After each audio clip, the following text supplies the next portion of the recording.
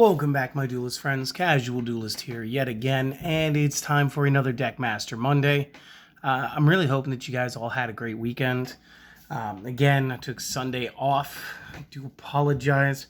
And if there was a video, that's because I finally got some time to play Master Duel again.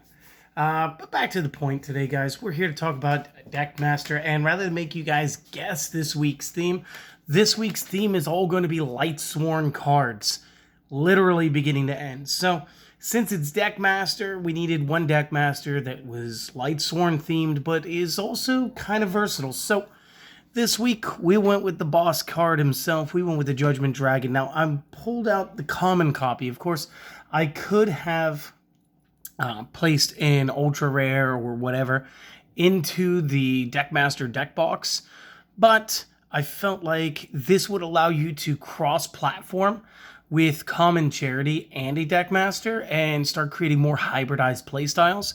And since I knew that this one actually came as a common, I wanted to make sure that I was able to showcase that. And again, you know what? Common one plays just the same as the foil one in the deck, so it doesn't really matter too much there. And this is going to be one of those cards that's a little tricky because, again, remember, during Deckmaster, all the effects that happen while the card is considered on the field are active. So, what we don't have to worry about is the fact that it cannot be normal summoned or set. We don't have to worry about must be special summoned from the hand by having X amount, of, in this case 4+, Lightsworn monsters with different names in the graveyard. And cannot be special summoned other ways because, again, this is going to be considered a game rule, moving our Deckmaster from the zone next to the deck, which is, I'm assuming, where it's going to be. And then placing him on board, which is fine. Again, this is another card I don't plan on moving out to the field. So let's talk about what he's going to do for me. Every turn, for the cost of 1,000 life points, I can destroy the entire field. Every time. Every time. 1,000 life points, I blew up the entire field. Fantastic.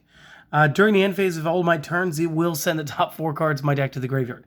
So if I am playing against somebody who happens to be playing some sort of stall strategy, let's say it's like Final Countdown, something that's really built to just stalling out every turn, threatening roars, swift scarecrows, battle faders, and the like, Judgment Dragon's not going to do me too much good. In fact, it's actually going to be more of an Achilles heel there.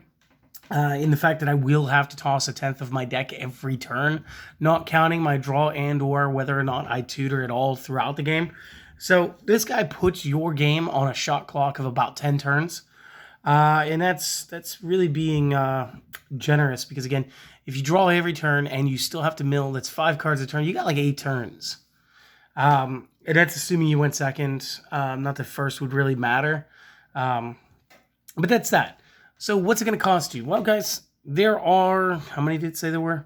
10 results currently available, and you can get this guy anywhere from an ultra rare to the ultimate rare to secret rare, the original, to this common that I'm using, to this other common. And basically the punchline is, if you have the Star Foil Battle Pack Tournament Prize card, Judgment Dragon, it's like maybe $80, but there's none available on the market.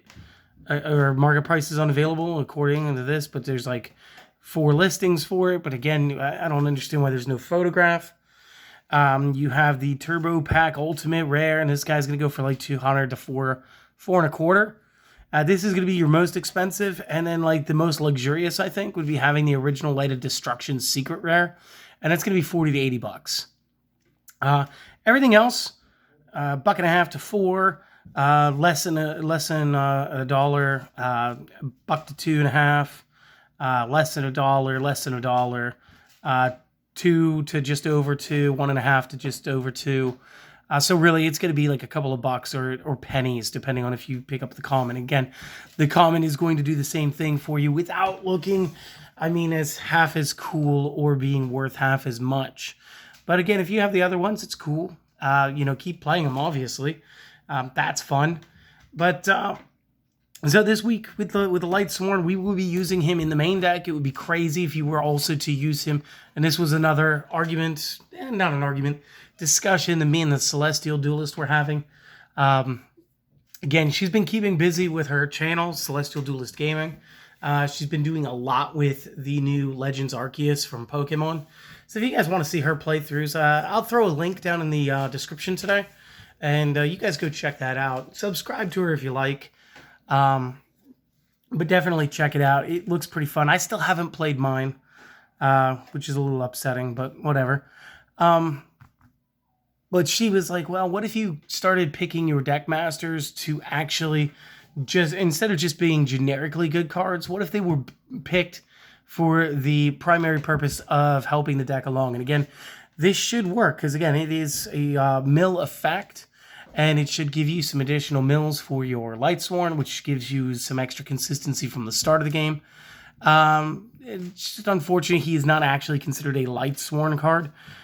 So like things like Gareth don't get that extra, effect. But it's cool to see him outside of his own deck. Obviously cool to see him in his own deck. And this week we will be playing two versions between the Common Charity and the Advanced List. We'll be playing 2 copies of Lightsworn this week. So come on back, check that out tomorrow. We'll have the Common Charity, and then we'll do the test hands after. We'll just see what happens within a turn. And again, we'll do the same thing with the Advanced List for Thursday and Friday. And then, of course, we're going to pick a card from this week's decks, and it's going to see a tech analysis. And I can promise you right now, it's not going to be Judgment Dragon. So that is what it is, and hopefully I will see you guys back later. Hopefully you guys enjoy this, and if you don't, I'm sorry. I'm going to give it another 2 weeks before we decide whether or not this is going to stay as a segment. So just bear with me, and we'll get through it together, all right? Thanks for stopping by. Hope to see you guys tomorrow, and until then, peace.